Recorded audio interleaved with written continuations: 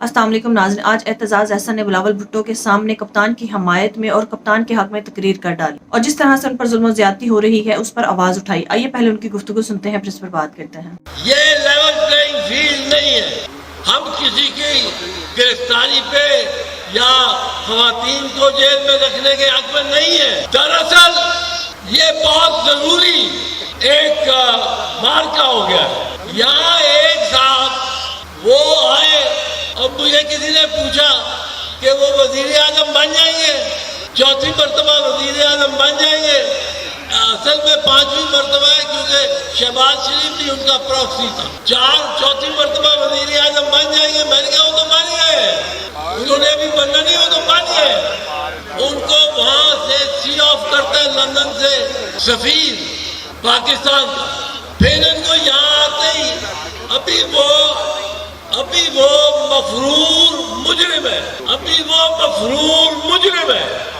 और उसको सलूटे मार रहा है आईजी और डीआईजी जब वो जहाज से उतरता है। Chief justice Islamabad high court वो मशीनें भेजता है ताकि उसके अंगूठे की जो तस्वीर लेनी है वो वही हो जाए, उसको एयरपोर्ट पे ही हो जाए और वो बगैर रुकावट के वो लाहौर आ जाए और एक जलसे पे खिताब भी कर ले। अब वो तो वजीर आजम बन गया है, वो गवर्नर हाउस में चाहता है तो वहाँ तो मीटिंग्स करता है। वो जिसको चाहता है उसकी तैनाती होती है, जिसको चाहता है उसका तबादला होता है।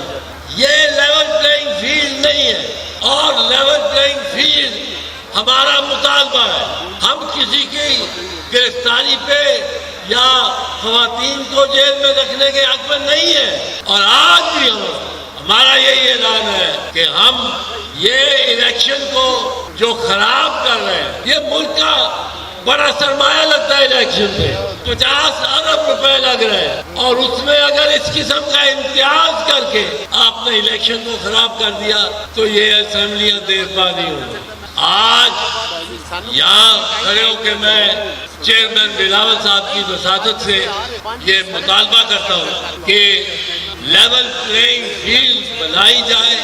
ये तमाम वसाइल जो रियासत के हैं वो अपने लाडले प्लस पे ही खर्च ना हो किए जाए।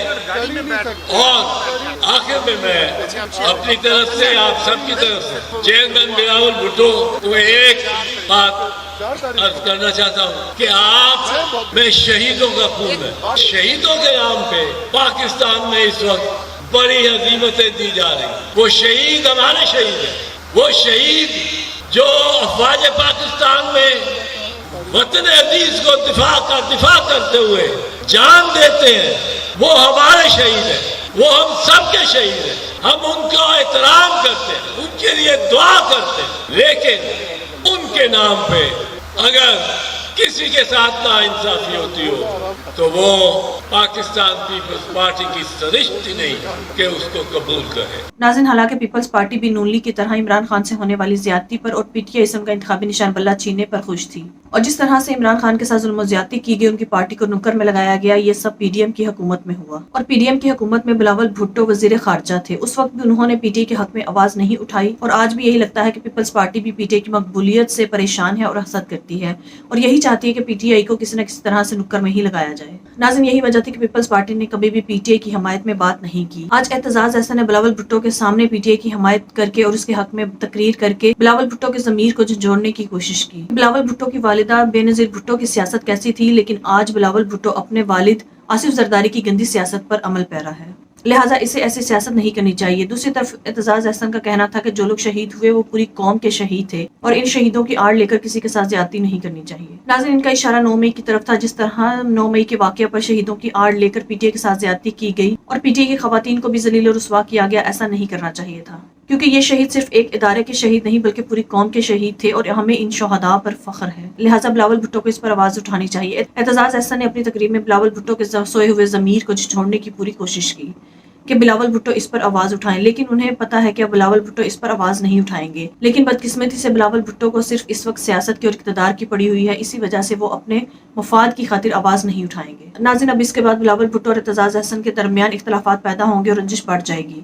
لیکن میں سلام پیش کرتی ہوں اعتزاز احسن کی ہمت اور بہادری کو، جنہوں نے بلاول بھٹو کے سامنے سچ اور حق کی بات کی۔ ناظرین، آپ کے اس بارے میں کیا رائے ہے؟ کامنٹ میں ضرور بتائیے گا۔ اگلی ویڈیو میں ملتے ہیں، تب تک کے لیے اللہ حافظ۔